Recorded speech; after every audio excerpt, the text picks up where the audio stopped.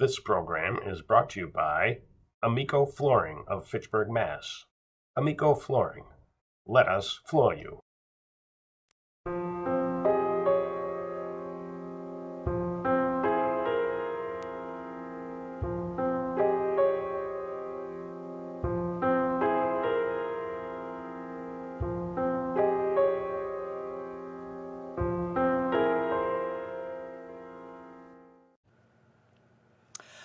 Welcome to another episode of An Inside Job.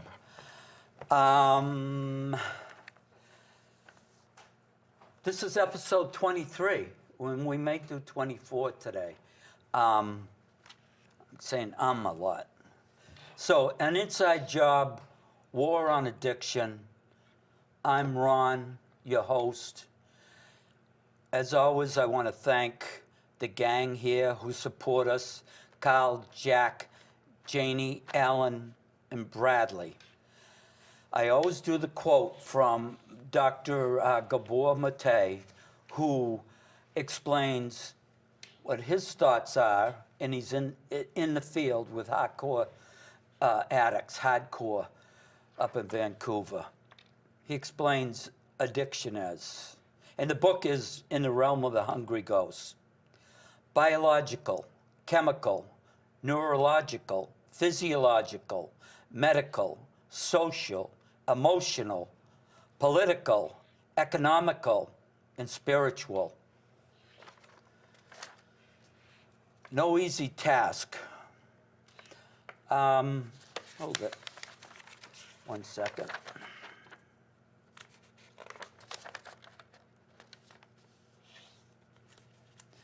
And that's that. Okay. All right.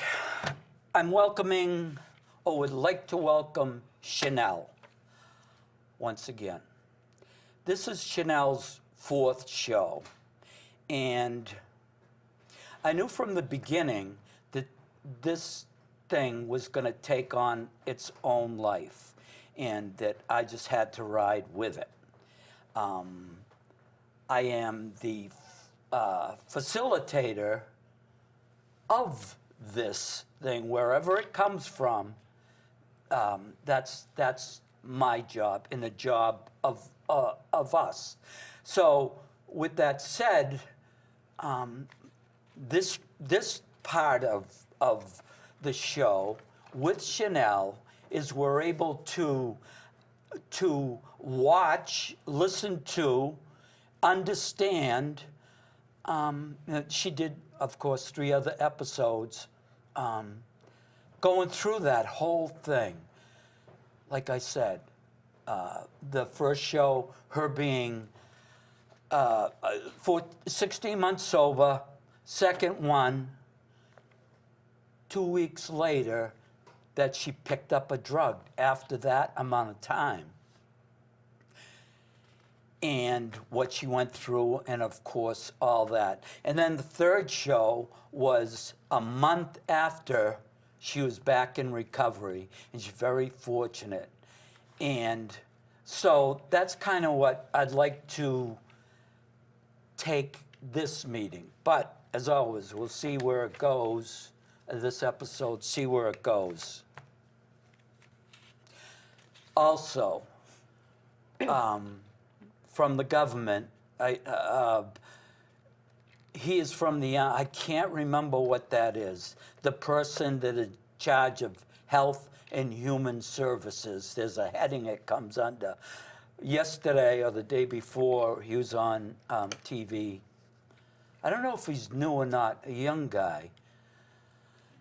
91 people are dying a day in this country.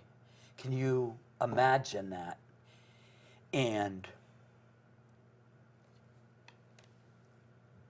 basically, no, I'll get in trouble if I say anything. But I will say, as I have before, the system is broken.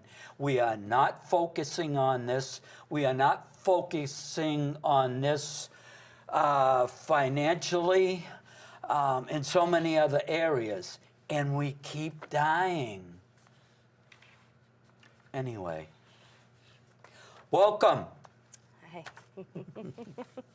You're so good to do this. Thank you. I'll go back here.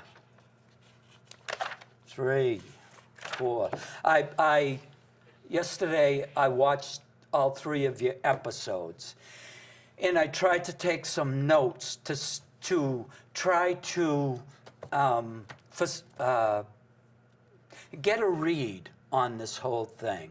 You know, to correlate it. What's common denominators of you, and it's just so powerful.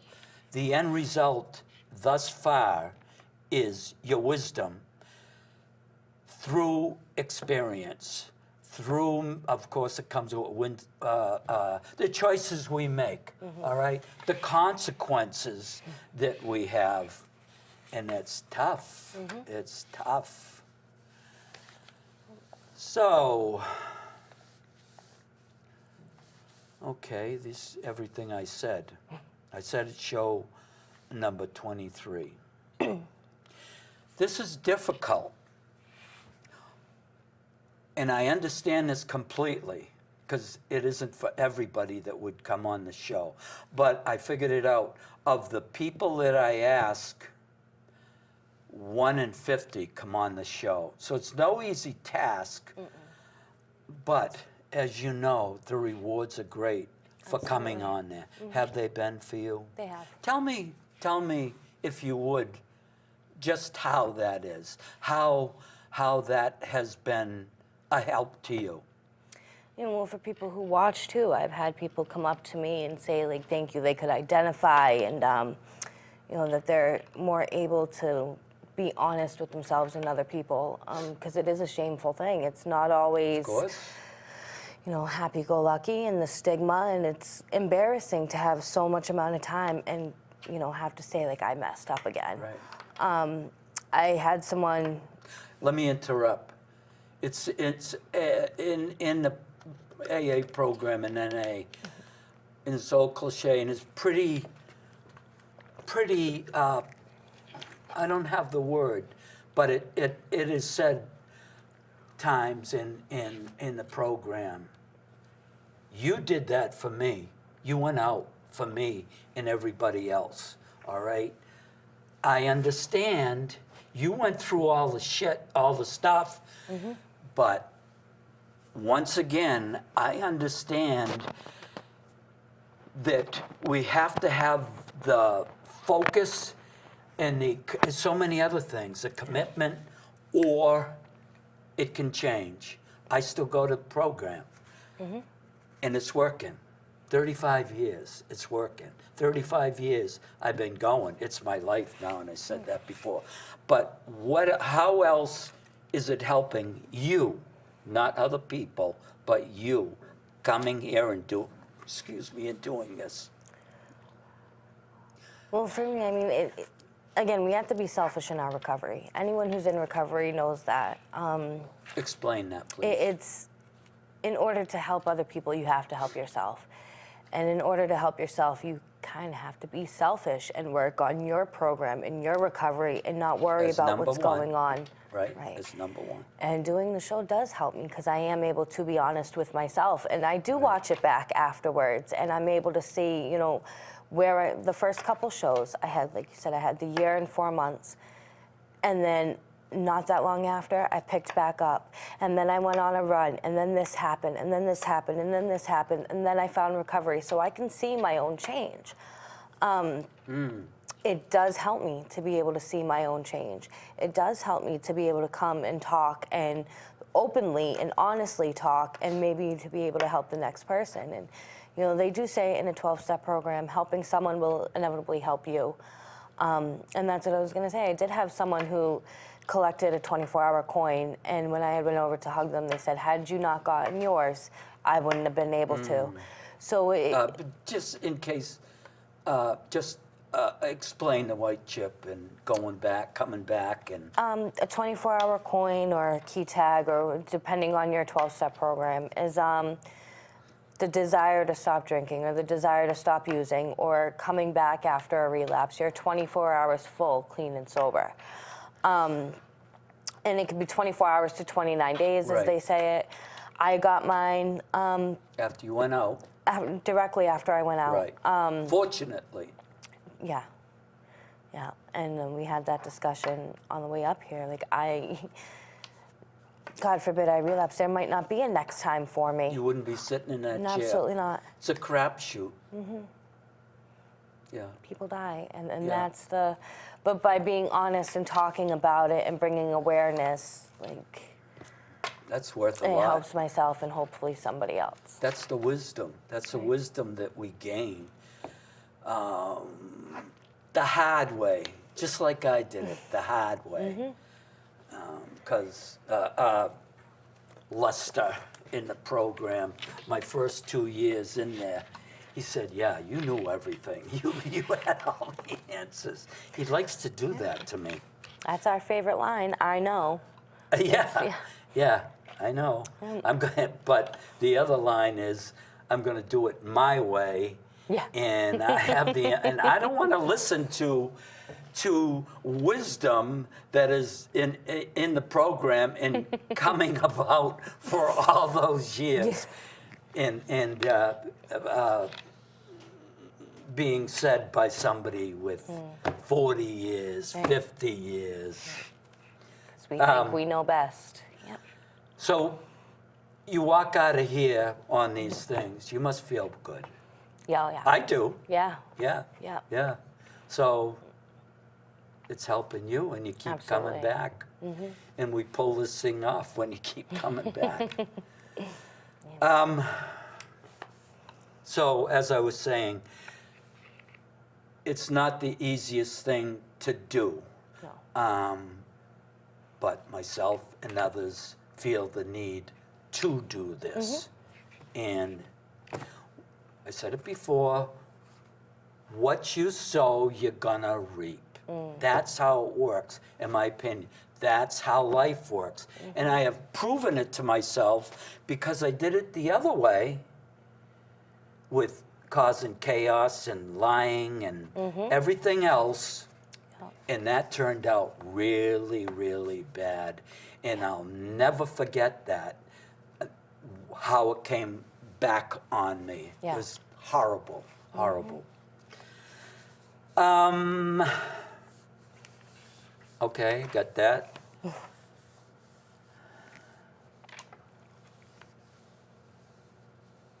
So I went back. Yeah, drawing parallels with this thing. Parallels. Our past.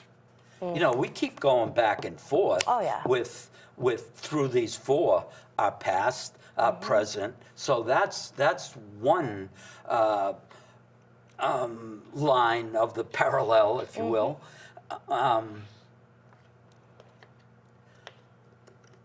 Our environment, as it says at Dr. Mattei. I don't know if I ever asked you, I probably did, but what was your environment growing up, like at home, when you're at home?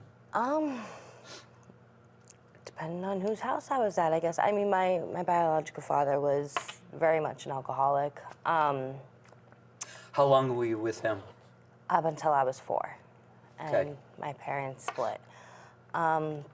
Just a lot of partying, I guess. I mean, a lot of it was I did rebel, and you know, I was young, sneaking out and trying to go to this party and hang out with this person and that person, and I just kind of got swooped in very young, and hid it for a while. And that was at 12. That was at 12, yeah. But didn't see it as a problem at all. I never really knew I had a problem until I was probably about 21, 22. And, you know, I was just very, I guess, cocky in the way I used. I figured as long as I can put it down, I don't have a problem.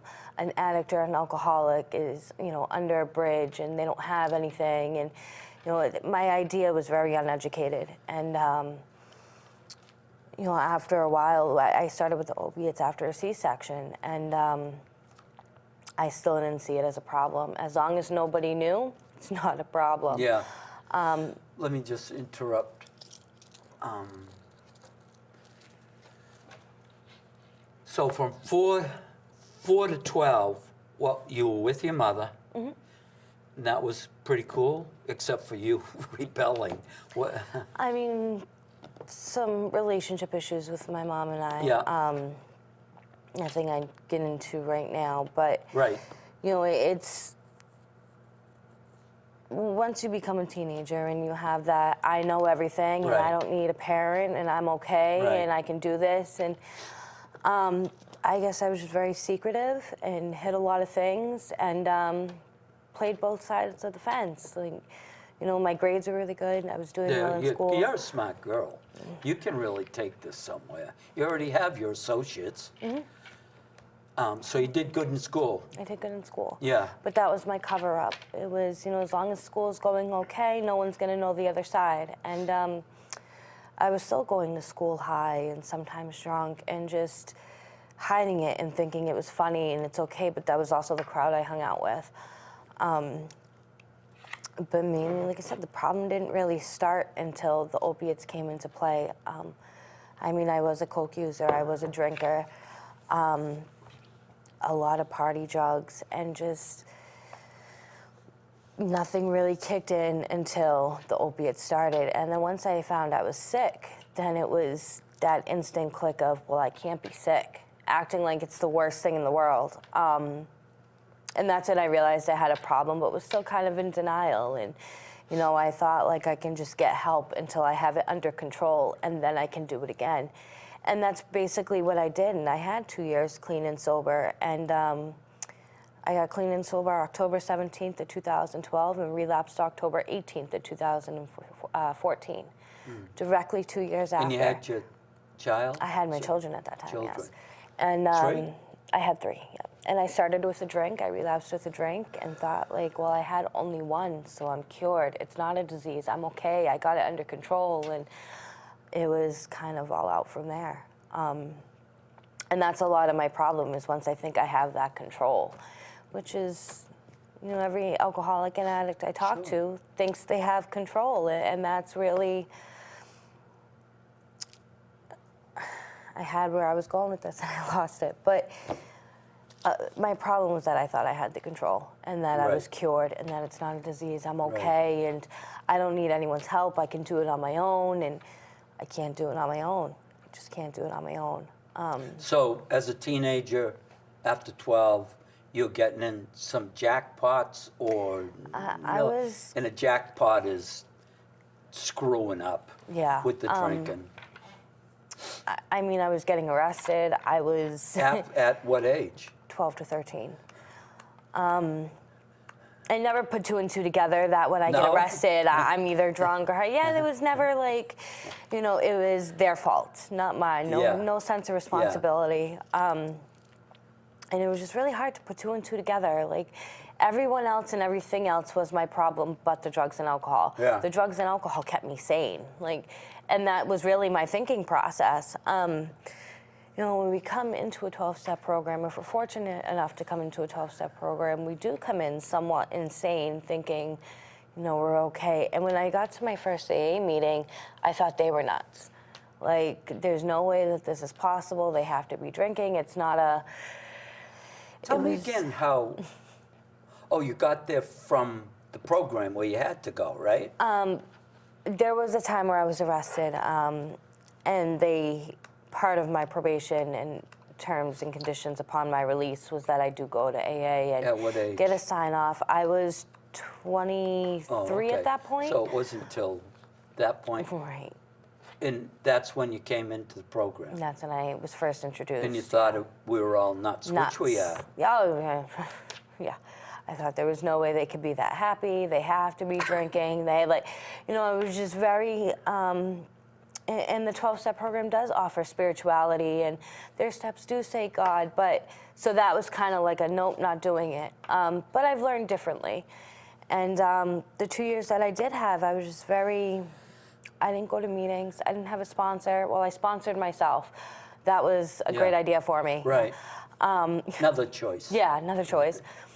I did a meeting maybe once a month. I just, I was doing it my way. And then that's when I had relapsed and went back out, and the complacency. And I thought, I ended up getting my GED, I ended up getting an associate's, I had my apartment, I had a car, I had the license, I had my children, I had everything I wanted or needed, and thought that I'm good, I'm cured, and I don't need this. I can have just one drink.